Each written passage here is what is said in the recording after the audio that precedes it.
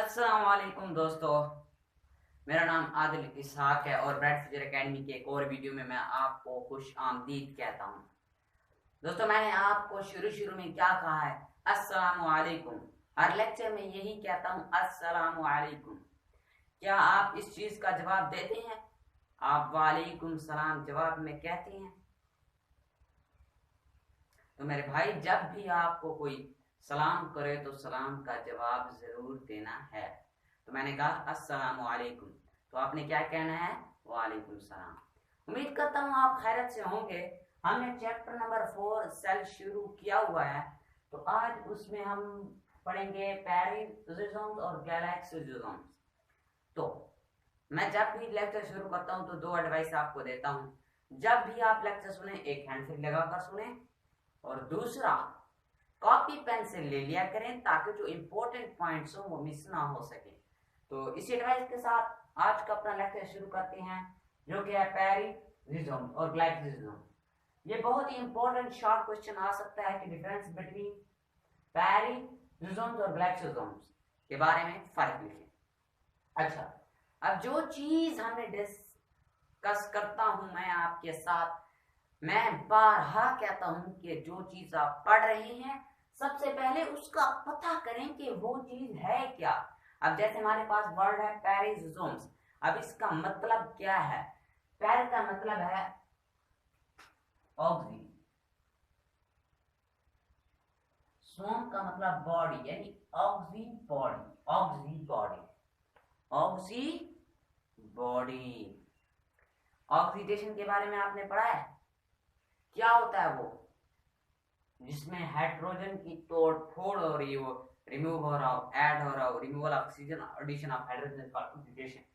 तो oxy body, यहाँ पर कुछ ना कुछ ये बता रहे हैं कि यहाँ पर हाइड्रोजन और ऑक्सीजन की बात होगी, यानी हाइड्रोजन और ऑक्सीजन की क्या हो रही? तोड़ फोड़ हो रही होगी। इस वर्ड से हमें ये पता चलता है। देखते हैं इटोमोलॉजी। अब दोस्तों यहाँ पर सवाल उठता है कि इटोमोलॉजी क्या है। दोस्तों, हम कोई भी चीज पढ़ते हैं बायोलॉजी की, तो हम उसमें पढ़ते हैं इटोमोलॉजी इसकी क्या है। तो अब इटामोलॉजी है क्या? दोस्तों, इटामोलॉजी का मतलब रीजन टू नेम, इसको क्यों नाम ऐसा दिया गया, इसके इसकी क्या है, इसके पीछे राज क्या है, कंसेप्ट क्या है, किस वजह से इसको नाम दिया गया, उसको हम किस में पढ़ते हैं? इटामोलॉजी। क्या? Reason to name. अब हम पढ़ेंगे कि पैरेललिज्म जो है इसको क्यों नाम दिया गया। नेम वाज अप्लाइड, नेम इसलिए अप्लाई किया गया है because this organ is especially involved in decomposition and formation of hydrogen peroxide. अब मैंने क्या कहा? पैर मानी ऑक्सी, जो मानी बॉडी, ऑक्सी से मतलब निकाल लें ऑक्सीडेशन, ऑक्सीडेशन वाली बॉडी यानी हाइड्रोजन की डिकम्पोजिशन होगी या फॉर्मेशन होगी। Addition of hydrogen, removal of oxygen is called oxidation, मतलब हाइड्रोजन की क्या होगी? तोड़ फोड़ होगी। ठीक है, और इसका बनने का प्रोसेस किसकी तरह है? लिपिड्स का, इन दोनों को लाइसोसोम की तरह है। इनका बनना का प्रोसेस कि गोल्गी ऑपरेटर्स से बुडिंग होती है, और कुछ बार पैरेललिज्म की तरह काम करते हैं और कुछ ग्लाइसिज्म्स। तो क्या है इसकी एटिमोलॉजी? कि इसमें क्या होगी? हाइड्रोजन की डिकम्पोजिशन और फॉर्मेशन होगी। ठीक है, हाइड्रोजन पर ऑक्साइड, हाइड्रोजन पर ऑक्साइड की फॉर्मेशन और क्या होगी? डिकम्पोजिशन।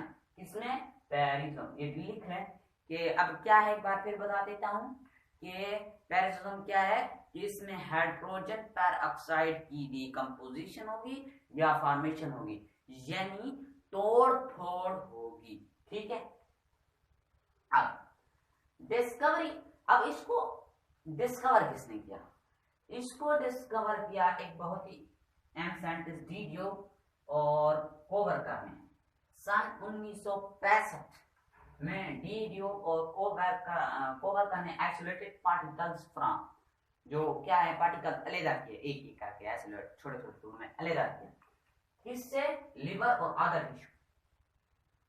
क्या काम है? Liver, other tissue. भाई ये लिवर से क्यों है, आप मुझे बताएं।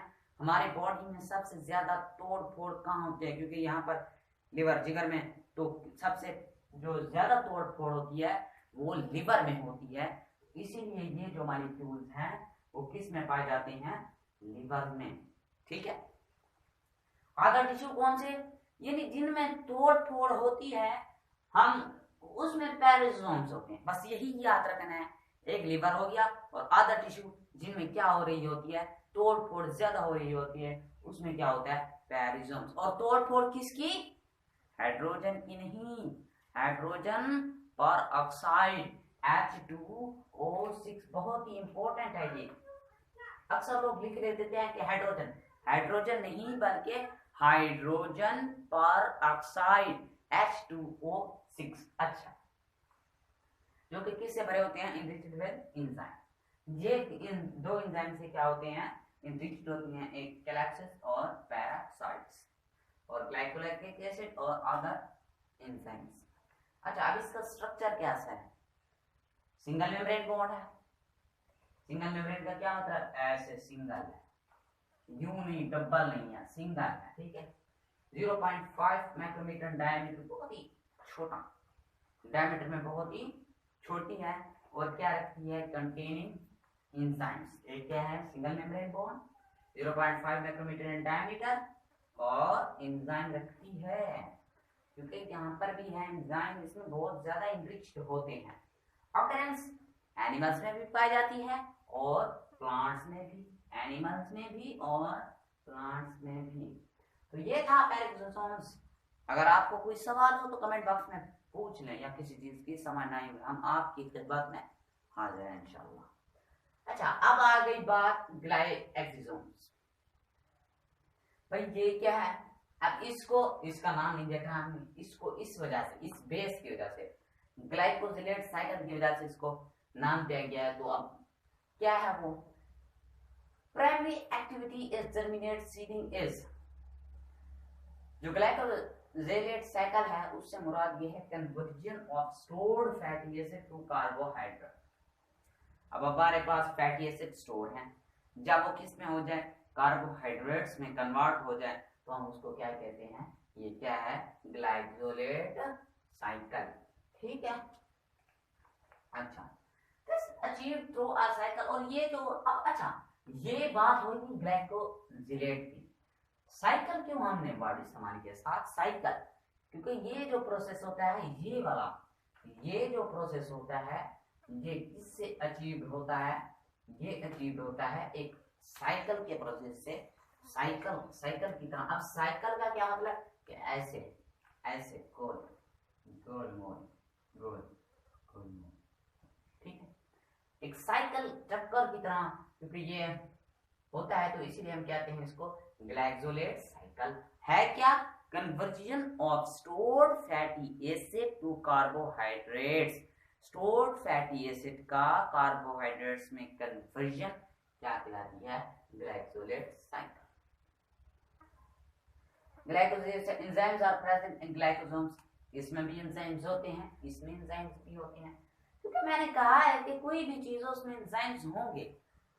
क्या वजह उसकी बताया था, क्योंकि ये रिएक्शन को क्या करते हैं, स्पीड अप करते हैं, क्योंकि अगर ये नहीं होगा तो रिएक्शन क्या होगा, बहुत ही स्लो, ऐसे, और ये क्या करते हैं, ऐसे घूम।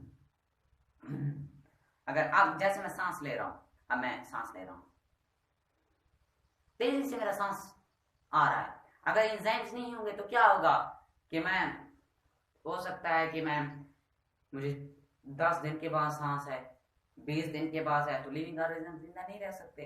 तो कोई भी चीज हो उसमें रिएक्शन तो होगा, जब रिएक्शन होगा तो क्या होगा, एंजाइम क्या करेगा, स्पीड अप, वरना वो बहुत ही स्लो होगा, स्लो रेट का। अब मैं सांस फौरन ले रहा हूँ, 1 सेकंड भी नहीं लगता, अगर मेरा सांस अगर 5 मिनट रुके तो मैं जिंदा नहीं रह सकता। तो यही, इसलिए एंजाइम्स बहुत जरूरी होते हैं हर चीज में, क्योंकि ये क्या कर देते हैं, फास्ट रिएक्शन को क्या कर देते हैं, फास्ट। फंक्शन क्या है, ये प्लांट सीवलिंग, जब प्लांट की सीवलिंग होती है तो उसमें एक बहुत ही अबंडेंट में पाया जाता है, ले अपॉन स्टोर्ड फैटी एसिड, उसमें क्या स्टोर करता है प्लांट के लिए, फैटी एसिड। एनर्जी रिप्रोडक्शन होती है, जब जहरी बात है फैटी एसिड स्टोर होंगे, कार्बोहाइड्रेट में कन्वर्ट होंगे, तो क्या पैदा होगी? एनर्जी।